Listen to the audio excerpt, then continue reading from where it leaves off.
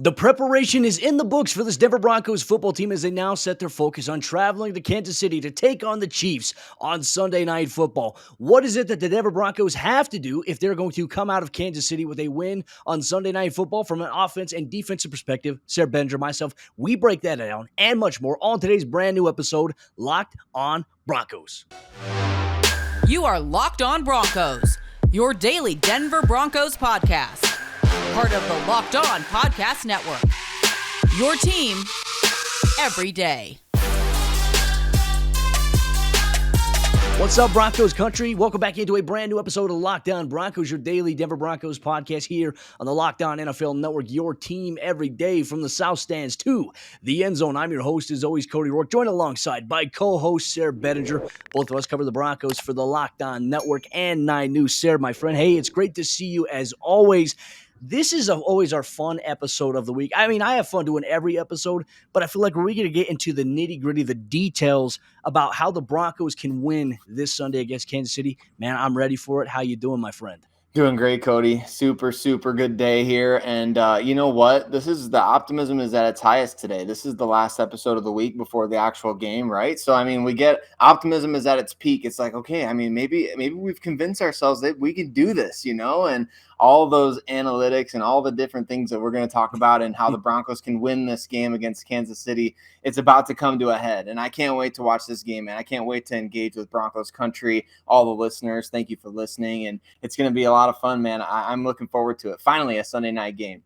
Absolutely. And as Sayre said, thank you so much for making Locked On Broncos your first listen of the day every single day for all your Denver Broncos news, content, and coverage. But Sayre, let's ask the big question here because we want to focus on offense and defense, right? And I feel like we should start things off by focusing on how can the Denver Broncos win this game on the offensive side of the ball against the Kansas City Chiefs, which is a tough task for any NFL team considering how good Kansas City is. So first off, I want to start things off by saying I think that the Broncos, they must run the ball effectively on the inside. Now, this is a matchup where the Broncos, they're averaging 114 yards on the ground per game, and they're going against a Chiefs defense who allows 111 yards per game. So almost kind of on par with each other. We know that the Chiefs give up a big play in the run game from time to time. They give up a big play in the passing game.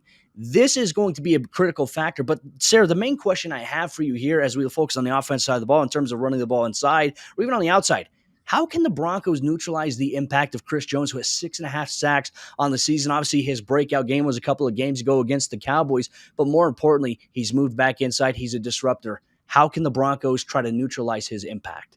It's a great question, Cody, and you said it exactly right. This is how the Broncos can win this game. So this is an area of urgency for them, and I think just the cards have kind of fallen into the right place at the exact right time in terms of the offensive line. George Paton did a really good job kind of fortifying those positions up front in the offseason. We're talking about adding 2 right tackles, Bobby Massey and Cam Fleming. You're talking about drafting Quinn Miners, and even dating back to last year, John Elway giving the extension to Garrett Bowles. And you're getting that entire starting 5. Obviously, we've mentioned Graham Glasgow. He's out for the season. Quinn Miners, your right guard of the future in all likelihood. So you've got your future that George Paton drafted back in the 3rd round of the 2021 draft. And you've got Bobby Massey, who we saw a little chart on Bobby Massey. He's playing up there in the top tier of right tackles in the entire NFL this season in terms of run block win rate and pass block win rate. So when you're talking about a guy like Chris Jones playing on that interior defensive line, we know he'll move all around the formation. It's critical that the Broncos have a healthy offensive line for this game. All those different players that they've been investing in over the last few seasons, even dating back to Dalton Risner, round 2 of the 2019 draft, those guys are all going to be available in this game for the Denver Broncos. And I think for me, Cody, that's the big one. The Broncos have been doing a really good job on the offensive line in this stretch of games where they've won 3 out of their last 4. And having those guys healthy, not having necessarily the patchwork, as many would maybe call it, having those guys healthy is going to be instrumental, I think, in neutralizing or even getting the better of a guy like Chris Jones. Well, he's a tough player and obviously very, very good at the inside, the interior of the defensive line. One thing we always talk about as coaches is how can you limit his opportunities or how can you avoid him wrecking a game? Well, you know what? You can't be scared to run the football at him, right? And I think that the mindset that coaching me says, you know what we're going to do? We're going to run right at him. Now, how do you do that? Well, there's a lot of things you can do, obviously, on the interior of the offensive line. If he lines up in a 1 or a 3, depending on which side, he's going to have a combination of Lloyd Cushenberry, Quinn Miners, or Lloyd Cushenberry, and obviously Dalton Risner, who's questionable. If not, you can have Netani Muti there. I think initially you have to double team him if he's that one technique, double team him, try to crash him inside, and then work yourself up to the play side linebacker. That's going to create those running lanes. I also think you can run some trap. Some trap might be something the Broncos could use, because then it frees up that hole inside that A gap, but then you have to make sure you can get to the linebacker at the next step there, or even toss plays, toss it away, like toss to the outside and force him to pursue down the line of scrimmage, which, look, he's very good, but if you get him running back and forth and you're breaking off chunk plays, you know what's going to happen, Sayre? He's going to get tired. The Chiefs defense is going to get tired, and that's going to bode well for Javonte Williams. Now, that brings me to my next point here. Look, Melvin Gordon right now, Vic Fangio mentioned on Friday, he is doubtful to play, which means that there is a 75% chance he does not play on Sunday Night Football. That means Mike Boone is probably going to get some reps behind Javonte Williams. Now, Broncos country gets everything that they've wanted to see so far. Javonte Williams is the starting running back this week. He's going to get a bulk of the carries. But how can Mike Boone, coming in as he is, we don't know too much about him. We know he plays key special teams.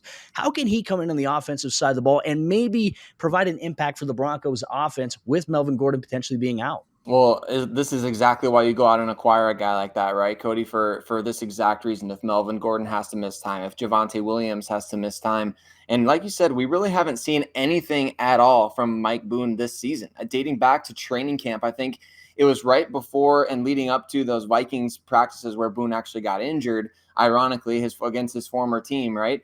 It was leading up to that point where he was kind of the talk of training camp a little bit. Yeah. And he was showing off his explosiveness. And of course, it's not full contact. You're not taking guys to the ground, but Boone is an explosive guy. For those who don't know, back at Cincinnati, he ran a sub 4.5 in the 40-yard dash. He's a fast guy, and he's a big guy too. He's explosive. So he brings a lot to the table in terms of just his running ability, his explosiveness in the open field. I think it's going to be really exciting to see what he can do. But like we talked about before, it doesn't necessarily have to be let's split it 50-50 with Mike Boone in this game. This is going to be the Javonte Williams game. Make no mistake about it. I think Javonte is going to get the primary bulk of the touches, and that's really exciting. And to your point about getting Chris Jones pursuing up and down the line of scrimmage, Cody, you can't help but wonder if we'll see a guy like Mike Boone out there for a little bit more snaps and utilize some of those RPOs that we saw a little bit of last week as well to kind of keep the Chiefs defense on their heels a little bit. We know they like to be aggressive, so then you use your personnel to your advantage. That's why you have a guy like Mike Boone with speed. He can throw a defense off just by having that speed. And then Jerry Jeudy, imagine Jerry Jeudy going the opposite direction. Mike Boone take, an RPO the other way, and all of a sudden your options are wide open. So I feel like you have a real opportunity here, not just because, Melvin Gordon's played well this season, Cody, so let's not get it twisted here, but Mike Boone really opens up your options a little bit, in my opinion, with his big speed. Well, and I think the surprise element here too, Sayre, is the fact that there's not a lot of film on him from this season. There's a little bit from the Las Vegas Raiders game, that first matchup. The Broncos utilized 3 running backs in that game, with him being one of them. But outside of that, there's nothing outside of last year's film when he was with the Minnesota Vikings, and he provided relief for guys like Alexander Mattison and Dalvin Cook when they had some injuries, and he played really well. So maybe Mike Boone explodes this week for the Denver Broncos, he and Mike Boone. But Broncos country coming up here in just a moment. Sayre and I, we're going to talk about why Teddy Bridgewater needs to play his best game of the season if the Broncos want to have a chance to win on Sunday night against Kansas City Chiefs. But before we do that, let me tell you about the sponsor of today's episode show. It's good friends over there at Boost Mobile, and you listen to podcasts for the power of knowledge. That's why you listen to Locked On Broncos, and you switch to Boost Mobile for the power of saving money. Because with Boost, you get the power of free 5G phone, and you can also listen to all the episodes of your favorite podcasts like Locked On Broncos, and the power of 3 unlimited data lines for $30 a month per line, so your family can harness all that brain power too. And the power of one of America's largest 5G networks, so you can do it all at the speed of 5G. And with all that money that you'll save and all that knowledge that you'll gain, just how powerful will you become? Switch to Boost Mobile and find out today, and get a free Samsung Galaxy A32 5G when you switch to one of America's largest 5G networks. More power to save. Boost Mobile, free phone limited to new customers and 1 per line. Additional restrictions apply. Offers coverage not available everywhere or for all phones or networks. See boostmobile.com for details. And our good friends over there at Built Bar. And Sayre, you know how much I love Built Bar. I know how much you love Built Bar. And look, Broncos country, we're telling you, you need to love Built Bar as well by trying it today by going to Built.com. And this holiday season, you can grab the protein bar that tastes like a candy bar, or even better than a candy bar. Built Bar filled with so much holiday goodness, rich with decadent flavor, covered in chocolate, but amazingly low in calories, sugar, net carbs, and fat, and high in protein. You get the best of both worlds, both delicious and healthy with so many amazing flavors. There's cherry, double chocolate, cookies and cream, peanut butter brownie, which is my favorite. Built Bar gives you that extra fuel that you need to power through the day. If you need to go out the door, if you're getting ready to do a workout, take a bite into Built Bar, let it get you through that, and you'll notice the results almost immediately afterwards. It's always a great fill up for myself. And people are so passionate about their favorite flavor of Built Bar. It's something you may not want to bring up at the dinner table during the holidays, as people might argue back and forth on that. But more importantly, ladies and gentlemen, if you're friends with Santa Claus, have Santa throw in a box of Built Bar in those stockings today by going to built.com and check it out. And if you also like some of those marshmallowy treats, well, guess what? They have Built Bar Puffs, which is super easy to bite into, and it tastes like you're biting into a cloud. The flavor's fantastic, 100% chocolate, as we mentioned. So go to built.com today, enter promo code LOCK15, and that's going to get you 15% off your next order today. Once again, promo code LOCK15 gets you 15% off at built.com. All right, Sayre, as we continue on today's episode, Locked On Broncos, talking about the offensive side of the ball and why Teddy Bridgewater needs to play his best game of the season if the Denver Broncos want to have a chance to win on Sunday Night Football. Look, the Kansas City Chiefs divisional play. The Broncos right now, they're at 1-1, and they have a chance. If they win, they go to 2-1 with the divisional record, which, as we know, down this important stretch of the season is so critical when it comes to tiebreakers. Now, the Broncos' conference record is where their kind of eyesore is at out of their entire 5 wins. 4 of those are against AFC teams, so they're going to have to win down the stretch to improve that in combination of some other teams losing. But this is their best path towards the playoffs. And we've talked about a roster that is entirely different this year than it was last year, and probably in a better way. And that's something Vic Fangio mentioned this week. But in terms of Teddy Bridgewater, Sayre, I think one of the biggest keys for Teddy, this is something that Drew Lock struggled with last year. You have to know where Tyrann Mathieu is. He can absolutely impact your game from blitzing off the edge or just in coverage or even disguising. He gets such good depth, and he can break on the ball quickly. I feel like this is going to be key for Teddy in this game. It really is. Absolutely. We know that Matthew is, the honey badger. He's always been. Now, dating back to his time at LSU, he's been the same exact guy who always makes game-changing plays. So you definitely have to know where he's at all times. And for Teddy Bridgewater, you're absolutely right, Cody.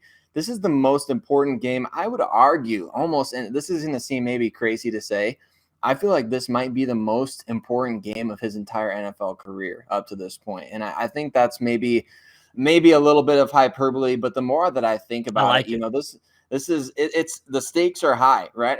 This game could define whether or not Teddy Bridgewater gets another big contract in free agency after the season. It could dictate whether or not teams view him as the type of guy that, hey, I could use this player as a starter for a full season instead of just a bridge quarterback to kind of warm up our rookie. I think for Teddy Bridgewater, this game is massive. And last year, when he was with the Carolina Panthers, for those who don't know this, there was a little bit of an appetizer for this game last season when Teddy Bridgewater was with the Carolina Panthers. I think a lot of Denver Broncos fans, Cody, would say, I don't think Teddy Bridgewater can go toe-to-toe in a shootout with Patrick Mahomes. Well, there's already proof that he can, and he has, and he's done it. And a missed field goal the other way, you may not be talking about how Teddy Bridgewater has already gotten the best of Patrick Mahomes in a head-to-head matchup. And I'm interested to see how he responds in this game, Cody. That play against the Philadelphia Eagles, that he's been kind of the, that chip on his shoulder. We could tell he played with one this past weekend against the Chargers. I think that play might wind up being a huge blessing in disguise for Broncos country, as Teddy Bridgewater now has a huge chip on his shoulder. You could tell that he read all the comments. You could tell that he heard all the noise. He saw all the different memes on Facebook and Twitter and Instagram and wherever else. I think he's playing with a chip on his shoulder, and I think last year's game when he was part of the Panthers is really an appetizer for what we're going to get on Sunday Night Football from Teddy. Hey, let's hope so too. And one thing for Teddy to play well, right? You go to offensive play caller. And I want to go back to last year, Sunday Night Football. I thought Pat Shurmur called a heck of a game against the Chiefs last season. Now, obviously, these are two different teams now. The personnel's different. I think Denver's in a better spot right now. You want to know why? Because they have Cortland Sutton back, who didn't play in this game last year due to being out due to an ACL. You do have Tim Patrick, who's returning, who had a great game against the Chiefs in that last matchup. And then you have Jerry Jeudy, who this was one of those games. I remember last year against the Chiefs, there was the tweet, at least I got my conditioning in. I know that he wants to ball out. So I'm looking forward to seeing him against whoever's covering him inside the slot. Now, I wanted to ask you this question, Sayre, because I think this is a key for the Broncos if Teddy's going to play his best game. Will Pat Shurmur create isolation matchups? Because we saw him do that in that last matchup last season. And I want to know, in your opinion, what are some of the matchups that maybe you can create some of these one-on-one isolation things if you're Pat Shurmur? So that's a great point, Cody, and you're right. He did do that last year. We saw Tim Patrick make some of his best plays in doing so. I think you have a really great opportunity to do that in this game as well. Obviously, you didn't have Cortland Sutton in last year's game. That's easy to forget based on the fact the Broncos did play the Chiefs really well. To me, Cody, it goes back to the guy that you mentioned. That's Jerry Jeudy. Get him isolated, get him the ball quickly, and get him the ball a lot. Sandwiched in between two games where he had, I think, 8 and 9 targets respectively, are games where he was targeted 3 or 4 times. So when Jerry Jeudy's being targeted, the chains are moving on the offensive side of the ball. He is a chain mover, and if he's getting the ball, you can basically count on it being not necessarily a big play in terms of yards downfield, but it's always going to be a big play in terms of moving the chains. Jerry's the guy that we always hate to see Teddy Bridgewater throw the ball short of the sticks, but he's one of those guys that you throw Jerry Jeudy the football, he's going to get the ball past the sticks some way or another. He's so quick and so shifty in the open field. And like you said, if he's in isolated coverage, man, he can beat any corner in the NFL one-on-one. Just ask Xavier Howard, who got put in the washing machine by old Jerry Jeudy last season. So if he can do that to Xavier Howard, he can do it to L'Jarius Sneed or whoever the Chiefs put up against him. Well, and I will say this, one of the bigger keys to this game in terms of how the Broncos can win and where Teddy Bridgewater really needs to step up to push this offense forward in the right direction against the Chiefs, it's going to be in the red zone, Sayre. And the reason why I say that, the Broncos, they have to improve in this area. Right now, they convert 54.1%. That's good for 26th in the NFL on the offensive side of the ball. They're going against a Kansas City Chiefs defense that is allowing 64.7% opponent completion percentage in the red zone in terms of scoring efficiency. That is 23rd in the NFL. So you have a bad red zone offense against a bad red zone defense. Which one's going to be the bigger part? Who's going to neutralize themselves? And I think that's where Cortland Sutton, Tim Patrick, Jerry Jeudy, as you mentioned, I think they're going to come into play, in this situation. So I'm looking forward to seeing that. But Broncos country coming up here in just a moment. Sayre, Bedinger, myself, we're going to talk about what the Broncos defense can do and how they must play in order to win against Kansas City Chiefs on Sunday Night Football coming up here in just a moment. But before we do that, let me tell you about BetOnline.ag. BetOnline has you covered all season long with more props, odds, and lines than ever before as football season continues its march towards the playoffs. And BetOnline remains your number one spot for all the sports action this season. So head to our new updated desktop or mobile website to sign up today and receive your 50% welcome bonus on your first deposit. Just use promo code LOCKEDON to get that bonus here today. From basketball, football, NHL, boxing, UFC, and MMA action, right to your favorite Vegas casino games. Don't wait and take advantage of all the amazing offers for the 2021 season here today at BetOnline.ag. BetOnline is the fastest and the easiest way to bet on all your sports action. BetOnline, where the game starts. And Broncos country, as you get into the four-quarter action on today's episode, Locked On Broncos. Once again, just a reminder, thank you so much for making Locked On Broncos your daily listen, your first listen of the day, every single day as you get ready to go to work, on your lunch break, or on your way home from work. Thank you for listening to Locked On Broncos, first and foremost, for all your Denver Broncos news, content, and coverage. Make sure you subscribe on YouTube and also your favorite podcasting provider. But Sayre, let's talk about how the Denver Broncos defense can win this game against the Kansas City Chiefs. There's a couple of storylines here. Now, the first question, the one I'm really intrigued in, will Vic Fangio utilize any more of that cover one whole coverage or the robber coverage that we saw against the Dallas Cowboys, against a team that likes to go empty, kind of similar to the Kansas City Chiefs offense? Now, in your opinion, what do you think we'll see here? I think we will, Cody. I think we're going to see a very similar type of game plan as we saw against the Dallas Cowboys for sure. This is a team in Kansas City that they like to exploit, any type of coverage they can. And like I said before too, they really excel on those scramble drill plays, those plays out of structure. And of course, Andy Reid is great at designing plays that, he puts all the window dressing in terms of the motion. So the Broncos really have to do everything they can to stay disciplined. And I think that one of the key factors for whatever coverage the Broncos are playing in this game, Cody, the really important thing is personnel. You talk about last year's matchup against Kansas City in KC, where the Broncos only lost 16-22. I mean, no moral victories. I get that you don't want to be talking about any moral victories or, we almost beat them. There's no almost in the NFL. But I mean, in terms of just the way the team is being built, you can see the Broncos taking those steps progressively more and more towards beating Kansas City. I feel like obviously in last year's game, Cody, the cornerbacks that played snaps against KC, it was Michael Ojemudia, AJ Bouye, and then obviously Isang Bassi, who got hurt in that game, and then Duke Dawson came in for him. In this game, it's going to be so much different. Obviously, Pat Surtain playing like a top 10 corner, Ronald Darby playing exceptionally well, Kyle Fuller playing in the nickel, Bassi is back, obviously kind of working his way in, Nate Harrison playing well.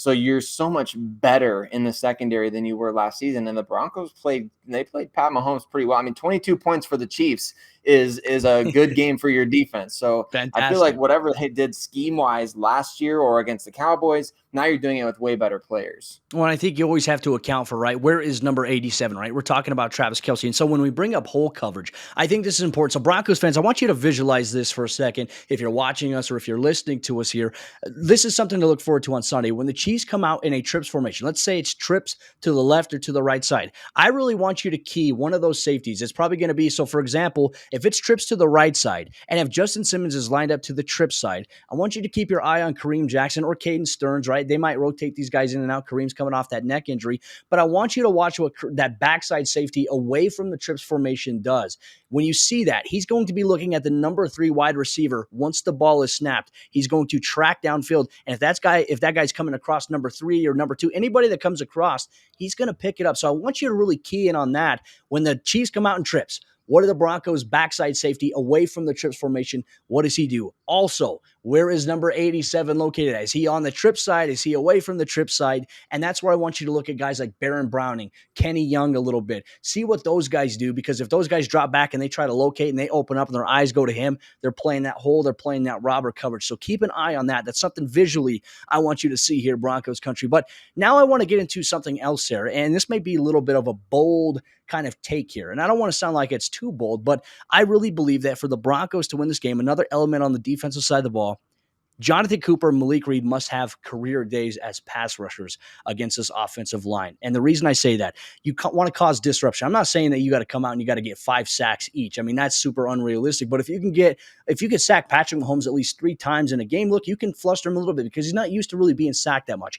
I'm talking about disruption and impact to force Mahomes out of rhythm. We saw it last year with the Broncos. We saw Deshaun Williams, Jonathan Harris. We even saw Draymond Jones get after Patrick Mahomes a lot last season. So this is going to be key in my opinion. Now, the question is, who do you try to attack in that offensive line there, Sayre? I think it's got to be the right tackle, Cody. We know the Chiefs completely revamped their offensive line. They've got some studs from the left all the way to the right side. And obviously Lucas Niang has been okay when he's been healthy and everything, a solid right tackle. But if it's Andrew Wiley out there at the right tackle position, It will be. And it will be Andrew Wiley out there at the right tackle position, that gets me a little bit excited, because you know what the Broncos can do with those guys. And you know what Jonathan Cooper, Malik Reed, Stephen Weatherly, what these and Bradley Chubb for that matter. My goodness, Yeah. It's easy to forget that he's back. Forgot he's back. I know it's kind of crazy, but what those guys do better than pretty much any other pass rush unit in the NFL, Cody? Those guys have consistent, constant motor. We talk about that a lot with prospects coming out of the draft. Like, if he's not really good at one thing, it's like, well, at least he gives great effort on a play. Those guys combine the athleticism with the effort, and I think what see on what the Chiefs do best, Patrick Mahomes making those second effort plays. I can't emphasize that enough. I know we've talked about it to the point of, it's getting annoying at this point, but man, Patrick Mahomes on those second effort plays, the Broncos have guys that can not only win on their initial pass rush, but if you make Patrick Mahomes just think for a split second, and those guys with their second effort pass rush, they're going to get there. They're going to find him. They're going to be taking those. They're going to be anticipating him trying to break the pocket. And I feel like you mentioned it. It's a huge game for those guys in terms of their overall pass rush. They have to be relentless. I mean, we've seen Jonathan Cooper. We know he's going to do that. He's always going to be playing that way. That's just the way that he is. But to get all those other guys, I feel like that's what Stephen Weatherly does best. I feel like that's what Bradley Chubb does best. Malik Reed, obviously, I feel like that's what he does best, giving that effort. So those guys, they're going to have to make sure if you don't win your initial pass rush rep, you've got to get after it continually and make sure that you're anticipating Mahomes is going to be able to get outside that pocket. Let's see how often the Broncos send a 4-man rush, because that's what they did against Justin Herbert and the Chargers last week. Now, obviously, Herbert's different. I don't think Herbert can hurt you with his legs as much as Patrick Mahomes can from a throwing and running standpoint. Mahomes is that guy that will legitimately take it up the middle. Herbert's more I'm going to get to the outside if I can. If a play breaks down, if the coverage is just too tight, I'm going to take it with my legs, which he's proven that. Obviously, he had a 90-yard rushing game against the Pittsburgh Steelers a few weeks ago. But I wanted to also express this too for Jonathan Cooper, Malik Reed, Bradley Chubb, Stephen Weatherly, guys that you mentioned here. it's so critical that these guys contain as well, right? Because oftentimes as an edge rusher, you're attacking that shoulder, you're squeezing it down. But if you get too far on the inside, that's where he rolls to the outside. So containing against Mahomes is going to be so critical, Sayre, in my opinion, if the Denver Broncos are going to come away with a victory against the Kansas City Chiefs on Sunday Night Football. And ladies and gentlemen, Sayre and I, we're going to have you covered with the post-game report immediately following the game here on the Locked On Broncos YouTube channel. Make sure you subscribe, turn on notifications, and like the video so you stay up to date with everything that we do. Every single day, we got a video for you, daily Denver Broncos news content coverage. And if you like listening to podcasts, we have an audio podcast version available for you as well, available everywhere you get your podcast. Sayre, my friend, I'm looking forward to Sunday Night Football. I'm looking forward to it, talking with you, talking with Broncos country, and hopefully the Broncos can win this game because, Sayre, if they do, this will be the first time since 2017 the Broncos have won back-to-back divisional games in the AFC West. And how big would it be to be Justin Herbert, the Chargers, Patrick Mahomes, the Kansas City Chiefs? Man, I tell you what, going to be critical down the stretch here for this Denver Broncos team.